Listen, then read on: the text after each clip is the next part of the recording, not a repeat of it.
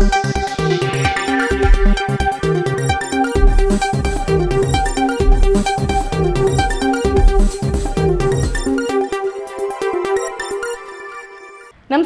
ಈ ನ್ಯೂಸ್ ಟಿವಿಯ ಸ್ಪೀಡ್ ನ್ಯೂಸ್ಗೆ ಸ್ವಾಗತ. ನಾನು ಸ್ಮಿತಾ ಕಮಲ್. ದೇಶ ಮತ್ತು ರಾಜ್ಯದ ಸಮಗ್ರ ಸುದ್ದಿಗಳು ಹಾಗೂ ಸ್ಥಳೀಯ ವಿದ್ಯಮಾನಗಳ ಫಟಾಫಟ್ ಸುದ್ದಿಗಳು. 10ನೇ ತರಗತಿ ವಿದ್ಯಾರ್ಥಿನಿಯೊಬ್ಬಳು ಗಂಡು ಮಗುವಿಗೆ ಜನ್ಮ ನೀಡಿ ಮಗುವನ್ನು ಕಸದ ಬುಟ್ಟಿಗೆ ಎಸೆದು ಹೋಗಿರುವ ಘಟನೆ ನಡೆದಿದೆ. ಹೈದರಾಬಾದ್ನಲ್ಲಿ ಬಾಲಕಿಯೊಬ್ಬಳಿಗೆ 10ನೇ ತರಗತಿ ಪರೀಕ್ಷೆ ಬರೆದ ಬಳಿಕ ಹೊಟ್ಟೆ ನೋವು ಕಾಣಿಸಿಕೊಂಡಿತ್ತು. ವೈದ್ಯರ ಸಲಹೆ ಮೇರೆಗೆ ಸ್ಕ್ಯಾನಿಂಗ್ ಸೆಂಟರ್ಗೆ ಹೋಗಿದ್ದಾಗ ಬಾತ್ರೂಮ್ನಲ್ಲಿ ಗಂಡು ಮಗುವಿಗೆ ಜನ್ಮ ನೀಡಿದ್ದಾಳೆ. ತಾಯಿಯೊಂದಿಗೆ ಸೇರಿ ಮಗುವನ್ನ ಕಸದ ಬುಟ್ಟಿಗೆ ಎಸೆದು ಹೋಗಿದ್ದಾಳೆ. ಇದನ್ನ ಗಮನಿಸಿದ ಆಸ್ಪತ್ರೆ ಸಿಬ್ಬಂದಿ ಪೊಲೀಸರಿಗೆ ಮಾಹಿತಿ ನೀಡಿದ್ದಾರೆ. ಈ ಘಟನೆ ಸ್ಥಳೀಯರಲ್ಲಿ ಆತಂಕ ಸೃಷ್ಟಿಸಿದೆ. ಬಾಲಕಿ ಯಾರನ್ನಾದ್ರೂ ಪ್ರೀತಿಸಿ ಮೋಸ ಹೋಗಿದ್ದಾಳೋ ಅಥವಾ ಆಕೆಯ ಮೇಲೇನಾದ್ರೂ ಲೈಂಗಿಕ ಕಿರುಕುಳ ನಡೆದಿತ್ತೇ ಎನ್ನುವ ಮಾಹಿತಿ ತಿಳಿದು ಬಂದಿಲ್ಲ. ಶ್ರೀ ಮಾರಮ್ಮ ತಾಯಿ ಸನ್ನಿಧಾನದಲ್ಲಿ ಕೇತಗ್ರಸ್ತ ಚಂದ್ರಗ್ರಹಣ ಹುಣ್ಣಿಮೆಯ ಮಹಾಪೂಜೆ ಭಕ್ತಿ ಭಾವದಿಂದ ನೆರವೇರಿತು. ತುಮಕೂರು ಜಿಲ್ಲೆಯ ಕೊರಟಗೆರೆ ತಾಲೂಕಿನ ಚಿಕ್ಕನಹಳ್ಳಿ ಗ್ರಾಮದ ಮಹಾಶಕ್ತಿ ಶ್ರೀ ಮಾರಮ್ಮ ತಾಯಿ ಸನ್ನಿಧಾನದಲ್ಲಿ ಕೇತುಗ್ರಸ್ತ ಚಂದ್ರಗ್ರಹಣ ಹುಣ್ಣಿಮೆಯ ಮಹಾಪೂಜೆ ಭಕ್ತಿ ಭಾವದಿಂದ ನೆರವೇರಿತು. ಗ್ರಹಣದ ನಂತರ ದೇವಸ್ಥಾನ ಶುದ್ಧೀಕರಣ ಮಾಡಿ ಪ್ರಧಾನ ಅರ್ಚಕ ರಾಜಸ್ವಾಮಿ ವಿಶೇಷ ಹೂವಿನ ಅಲಂಕಾರದೊಂದಿಗೆ ರಾತ್ರಿ 9ಕ್ಕೆ ಮಹಾಪೂಜೆ ಸಲ್ಲಿಸಿದರು. ಬಿಗ್ ಬಾಸ್ ಖ್ಯಾತಿಯ ನಟ ವಿಕ್ರಮ್ ಮಂಜು ಕುಟುಂಬ ಸಮೇತ ವಿಶೇಷ ಪೂಜೆ ಸಲ್ಲಿಸಿ ಆಶೀರ್ವಾದ ಪಡೆದರು. ರಾಜ್ಯದ ವಿವಿಧ ಭಾಗಗಳಿಂದ ಭಕ್ತರು ಆಗಮಿಸಿ ಹುಣ್ಣಿಮೆಯ ಪೂಜೆಯಲ್ಲಿ ಭಾಗವಹಿಸಿದ್ದರು.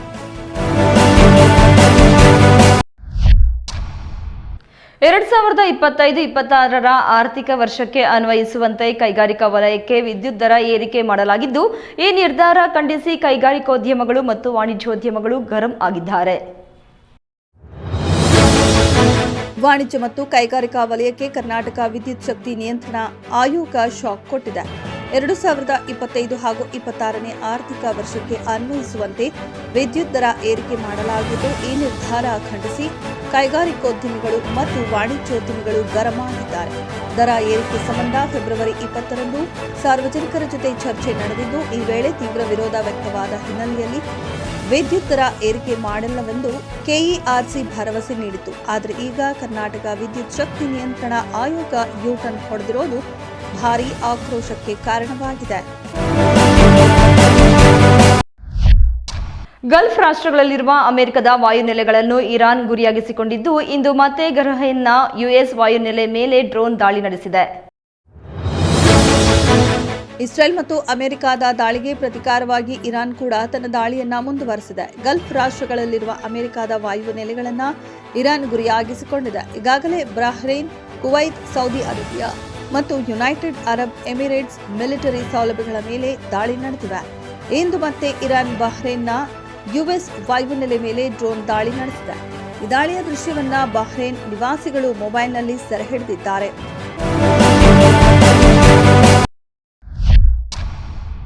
ಚಿಕ್ಕಬಳ್ಳಾಪುರ ಗ್ರಾಮಾಂತರ ಠಾಣೆಯ ಪಿಎಸ್ಐ ಶರಣಪ್ಪ ಹಾಗೂ ಎಎಸ್ಐ ವೆಂಕಟೇಶಪ್ಪ ಲೋಕಾಯುಕ್ತ ಬಲೆಗೆ ಬಿದ್ದರು. ಚಿಕ್ಕಬಳ್ಳಾಪುರ ಗ್ರಾಮಾಂತರ ಠಾಣೆಯ ಪಿಎಸ್ಐ ಶರಣಪ್ಪ ಹಾಗೂ ಎಎಸ್ಐ ವೆಂಕಟೇಶಪ್ಪ ಲೋಕಾಯುಕ್ತ ಬಲೆಗೆ ಬಿದ್ದರು. ಮೋಟ್ಲೂರು ಗ್ರಾಮದ ರಘು ಅವರ ಬಳಿ 1 ಲಕ್ಷ ರು ಲಂಚಕ್ಕೆ ಬೇಡಿಕೆ ಇಟ್ಟು 70,000 ರು ಪಡೆಯುವ ವೇಳೆ ಅಧಿಕಾರಿಗಳು ದಾಳಿ ನಡೆಸಿದ್ದಾರೆ.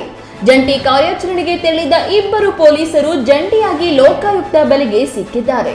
ಚಿಕ್ಕಬಳ್ಳಾಪುರ ಲೋಕಾಯುಕ್ತ ಅಧಿಕಾರಿಗಳಿಂದ ಯಶಸ್ವಿ ದಾಳಿ ನಡೆದಿದೆ. ಇರಾನ್ ಇಸ್ರೇಲ್ ಯುದ್ಧ ಹಿನ್ನೆಲೆಯ ನಡುವೆಯೂ ಬೆಂಗಳೂರು ಅಬುಧಾಬಿ ವಿಮಾನಯಾನ ಪುನರಾರಂಭವಾಗಿದೆ. ಅಬುಧಾಬಿಯಿಂದ ಬಂದ ಮೊದಲ ವಿಮಾನ ಸುರಕ್ಷಿತವಾಗಿ ಬೆಂಗಳೂರಿಗೆ ಆಗಮಿಸಿದೆ. ದೇವನಹಳ್ಳಿ ಕೆಂಪೇಗೌಡ ಅಂತಾರಾಷ್ಟ್ರೀಯ ವಿಮಾನ ನಿಲ್ದಾಣದಲ್ಲಿ ಇರಾನ್ ಇಸ್ರೇಲ್ ಯುದ್ಧ ಹಿನ್ನೆಲೆಯ ನಡುವೆಯೂ ಬೆಂಗಳೂರು ಅಬುಧಾಬಿ ವಿಮಾನವು ಪುನರಾರಂಭವಾಗಿದೆ. ಅಬುಧಾಬಿಯಿಂದ ಬಂದ ಮೊದಲ ವಿಮಾನ ಸುರಕ್ಷಿತವಾಗಿ ಬೆಂಗಳೂರಿಗೆ ಆಗಮಿಸಿದೆ. ಮರಳಿ ಇದೇ ವಿಮಾನ ಇಂದು ಬೆಳಗ್ಗೆ 11:20ಕ್ಕೆ ಅಬುಧಾಬಿಗೆ ಪ್ರಯಾಣ ಬೆಳೆಸಲಿದೆ. ಯುದ್ಧ ವಾತಾವರಣದ ನಡುವೆಯೂ ವಿಮಾನಯಾನ ಸೇವೆ ಆರಂಭವಾದದ್ದು ಪ್ರಯಾಣಿಕರಿಗೆ ಸ್ವಲ್ಪ ನೆಮ್ಮದಿ ತಂದಿದೆ. ಶ್ರೀ ಪಾರ್ವತಿ ರಾಮಲಿಂಗೇಶ್ವರ ಸ್ವಾಮಿ ಉತ್ಸವದ ಸಂದರ್ಭದಲ್ಲಿ ಭಕ್ತರು ಕೆಂಡ ಹಾಯಿಸಲು ಹೋದಾಗ ಅಲ್ಲಿ ಕಾಲ್ತುಳಿತ ಸಂಭವಿಸಿದ ಕಾರಣ ಒಬ್ಬರನ್ನೊಬ್ಬರು ತಳ್ಳಿಕೊಂಡು ಕೆಂಡದ ಮೇಲೆ ಬಿದ್ದಿದ್ದಾರೆ. ಹಲವು ದೇವಸ್ಥಾನಗಳ ವಾರ್ಷಿಕ ಕಾರ್ಯಕ್ರಮಗಳಲ್ಲಿ ಕೆಂಡ ಹಾಯುವುದು ಕೂಡ ಪ್ರಮುಖವಾಗಿರುತ್ತೆ. ತೆಲಂಗಾಣದ ನಲ್ಗೊಂಡಾದ ವೇಮುಲಪಲ್ಲಿ ಮಂಡಲದ ಅಮನಗಲ್ಲು ಶ್ರೀ ಪಾರ್ವತಿ ರಾಮಲಿಂಗೇಶ್ವರ ಸ್ವಾಮಿ ಉತ್ಸವದ ಸಂದರ್ಭದಲ್ಲಿ ಅವಘಡ ಸಂಭವಿಸಿದೆ. ಭಕ್ತರು ಕೆಂಡ ಹಾಯಲು ಹೋದಾಗ ಅಲ್ಲಿ ಕಾಲ್ತುಳಿತದ ಸಂಭವಿಸಿದ ಕಾರಣ ಒಬ್ಬರನ್ನೊಬ್ಬರು ತಳ್ಳಿಕೊಂಡು ಕೆಂಡದ ಮೇಲೆಯೇ ಬಿದ್ದಿದ್ದಾರೆ. ಹಲವರಿಗೆ ಸುಟ್ಟು ಗಾಯಗಳಾಗಿದ್ದು ಚಿಕಿತ್ಸೆಗಾಗಿ ಆಸ್ಪತ್ರೆಗೆ ಕರೆದೊಯ್ಯಲಾಗಿದೆ. ಕೆಪಿಎಸ್ಸಿಯ ಕೆಎಎಸ್ ಫಲಿತಾಂಶದಲ್ಲಿ ಅಕ್ರಮ ನಡೆದಿದೆ ಎಂದು ಅಭ್ಯರ್ಥಿಗಳು ಗಂಭೀರ ಆರೋಪ ಮಾಡಿದ್ದು, ಸದ್ಯ ಈ ವಿಚಾರ ಚರ್ಚೆಗೆ ಗ್ರಾಸವಾಗಿದೆ.